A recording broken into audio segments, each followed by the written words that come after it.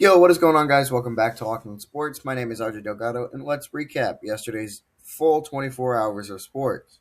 A lot has happened. First off, the MLB trade deadline is officially 3 days away. We are almost 72 hours away from what could be one of the busiest trade deadlines.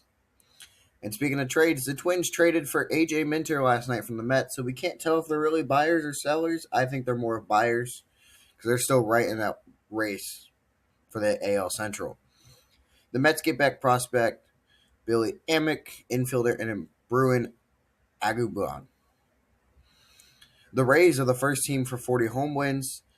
The Orioles also made a trade yesterday, acquiring catcher Jake Rogers from the Tigers in exchange for right-handed pitcher Zane Barnhart, minor league pitcher. According to Jeff Passan, Tariq Skubal will be traded. It looks most likely like the Dodgers will trade for him. Unfortunately, no one wants to see that. Over to the last night's scores for the MLB. The Rays take a big one from the Rangers 3-2. Twins beat the Royals 4-3. Like I said, they're 500 now. White Sox beat the Yankees in 11 2-1. Cubs beat the Cardinals in 10 4-2. Reds beat the Pirates 3-2. Mets beat the Marlins 4-2. Braves beat the Nationals 5-4. Red Sox beat the Athletics 5-4. Giants beat the Padres 4-1. Dodgers beat the Mariners 6-2. So that was the best case scenario for the Astros in general. Over to the standings real quick. The AL West, the Rangers still lead, but only by half a game against the Astros, which they start their series tonight. The Lone Star Series Showdown, the finale for the season. Rangers, Astros in Dyken Park. So we'll see how that one goes. That could determine the whole season right there, that 3-game series. Friday, Saturday, Sunday. Which tonight, if you're going to watch that game, it is on Apple TV. Just a reminder on that. Texas Rangers lead the Astros by half a game. Mariners are 2.5 behind the Rangers. 10 games behind is the Athletics, and 13 behind is the Angels.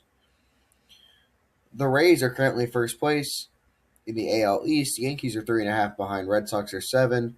Orioles are 11.5. Blue Jays 14.5. Over to the AL Central, the White Sox currently lead that division. Guardians are 2 games behind them. They're falling back now. Twins are 3 games behind. Like I said, they're right there in that mix. Tigers are 6.5. Royals are 12 games behind. Over to the National League. The National League East, the Braves currently lead that division over the Phillies by 7 games. Marlins are 9.5 games. Nationals are 9.5 games as well. Mets are 17.5. Over to the NL Central. Brewers lead that division. Cubs are second place at 5.5. Pirates are right behind them at 13. Cardinals are 13.5 behind them, and Reds are 16. The Dodgers currently still lead the NL West, 1 game shy of the 70-win mark, the first team to do it. The Diamondbacks are 12 games behind them. Padres are 14 behind. Giants are 22.5 behind. Rockies are 27 behind. So the wild card standings. Yankees have a 5.5 game advantage. Red Sox have a 2 game advantage. Cleveland's still in that last spot. Twins and Astros are a game behind. Orioles are 2.5 behind. Mariners are 3 games behind. Tigers are 4.5 behind. Blue Jays are 5.5 behind. Royals are 10 behind. Athletics 10.5. Angels 13.5. Over to the NL wild card. Cubs have a 5 game advantage. Diamondbacks are at second wild card. Phillies are the third wild card.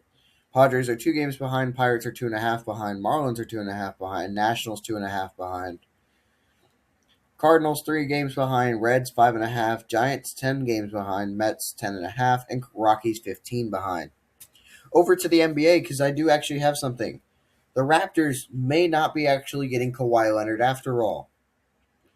After the whole investigation is still going on right now, after I think almost over a month now, they might not even want him anymore due to all the penalties that could come from him. So that trade might not even be going through. So don't be surprised if you see he's not actually getting traded.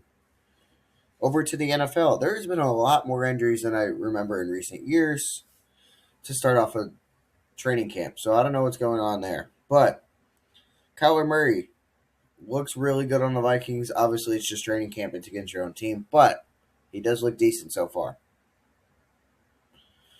Deebo Samuel is returning back to the 49ers, signing a 1-year, $7 million deal with them.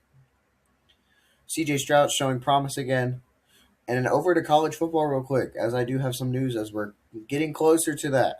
Notre Dame refreshed its green uniforms, and they're pretty nice. That's all I'll say. Other than that, not much else is going on, but big series this weekend. The last series before the trade deadline for the MLB. Other than that, thank you guys so much for watching. I'll see you tomorrow for your daily recap of sports here on Locked On Sports. Remember to like and subscribe. See you tomorrow.